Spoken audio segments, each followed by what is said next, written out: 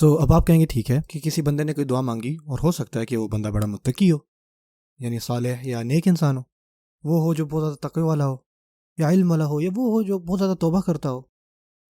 آیت میں یہ نہیں ہے کہ اجیب دعوت التائبی، میں جواب دیتا ہوں اس بندے کی دعا کا جو توبہ کرتا ہے۔ اللہ تعالیٰ نے فرمایا کہ میں جواب دیتا ہوں اس ایک دعا کا، اس بندے کا جو مجھے بلاتا ہے، وہ جو پکارتا ہے۔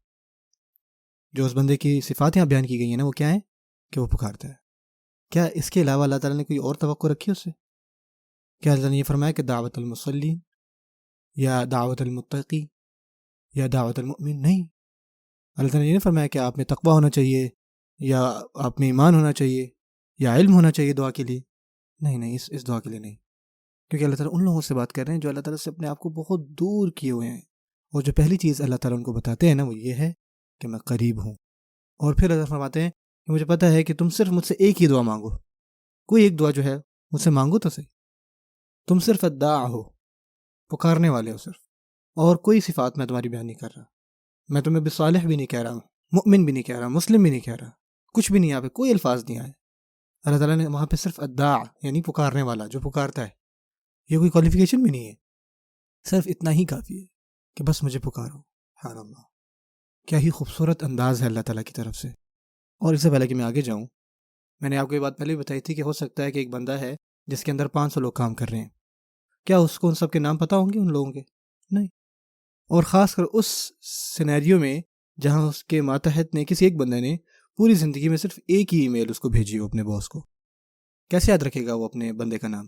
اور دیکھیں اللہ تعالیٰ نے یہاں یہ نہیں فرمایا کہ اجیب دعوت الداعین، اللہ تعالیٰ نے فرمایا کہ اجیب دعوت الداعی، الف لام۔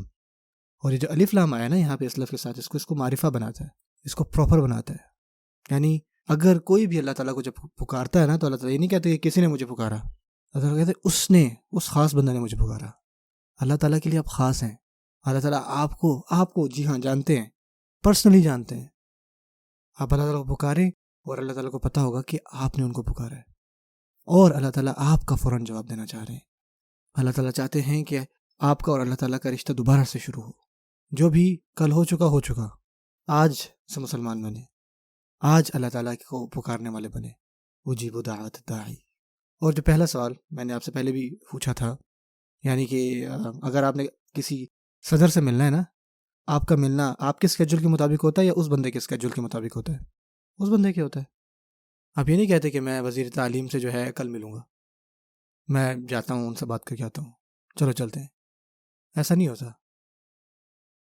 کیونکہ اس کے پاس آپ کے لیے وقت نہیں ہے۔ اب آپ ان سے پوچھیں کہ اللہ تعالیٰ کو پکارنے کا سب سے بہترین وقت کون سا ہے؟ لوگ پوچھتے ہیں کہ ہماری دعائیں کب قبول ہوتی ہیں، بہترین وقت کیا ہے؟ اور خاص کر دیکھیں ہم اب رمضان کی بات کر رہے ہیں، تو اس کے جواب میں اللہ تعالیٰ کیا فرماتے ہیں؟ اللہ تعالیٰ فرماتے ہیں اجیب دعوت الداعی اذا، جب بھی، دعانی، جب بھی وہ مجھے پکارتا ہے، اللہ تعالیٰ اس کا جواب دیتے ہیں آپ کو۔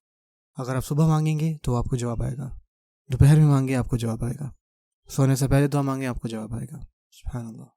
اور ابھی یہ آیت مکمل نہیں ہوئی، یہ اس کا پہلا حصہ مکمل ہوا ہے۔ میں جواب دوں گا تمہاری دعا کا جب بھی تم مجھ سے دعا مانگو، یہ اللہ تعالیٰ کی طرف سے آپ کو دعوت ہے۔